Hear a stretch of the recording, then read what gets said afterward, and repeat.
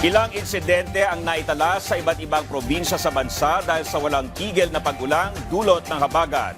Alamin natin ang mga ito sa ulat ni Gab Villegas. Live. Gab. Dominic, ilang bahagi pa rin ng bansa ang nananatili pa rin lubog sa baha at mayroon pa rin mga naitalang pagguho ng lupa dahil sa walang tigil na pag-ulan dulot ng habagat na pinalakas pa ng bagyong Emong. Gumuho ang bahagi ng Talisay Public Cemetery sa Batangas dahil sa walang tigil na pag-ulan dulot ng habagat. Nasira naman ang seawall na ito sa Barangay Santa Cruz, Paumbong, Bulacan dahil sa malalakas na alon dala ng habagat at bagyo. Inabisuhan na ng barangay ang mga residente na mag-ingat. Umaasa ang barangay na maayos ang seawall sa loob ng taong ito. Zero visibility naman ang bahagi ng Apasible Boulevard sa Nasugbu, Batangas dahil sa walang tigil na pag-ulan na dulot ng habagat na pinalakas pa ng bagyong Emong. Nagkalat naman ang mga basura matapos humupa ang baha sa sitio Binayoyo sa Barangay San Juan, Antipolo City dahil sa walang tigil na pag-ulan.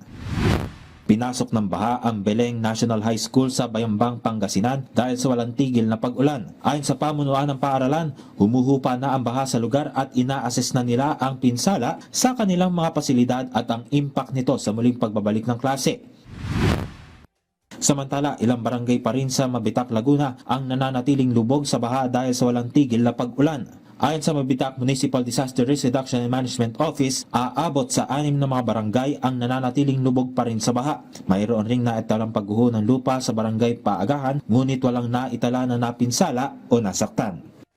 Dominic, inanunsyo ng Laguna Lake Development Authority na umabot na sa 12.51 meters ang level ng tubig sa Laguna de Bay.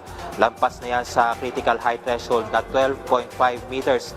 Ayon sa LLDA, nagbigay na sila ng abiso sa mga residente na malapit sa lawa, partikular doon sa mga flood-prone areas na maghanda na para sa posibleng paglikas. Dagdag pa ng ahensya, posibleng magtagal pa yan ng ilang buwan yung paghupa ng level ng tubig sa Laguna Lake, lalo na kung ito ay lalampas sa critical level. At yan mo ng update. Balik siya, Dominic.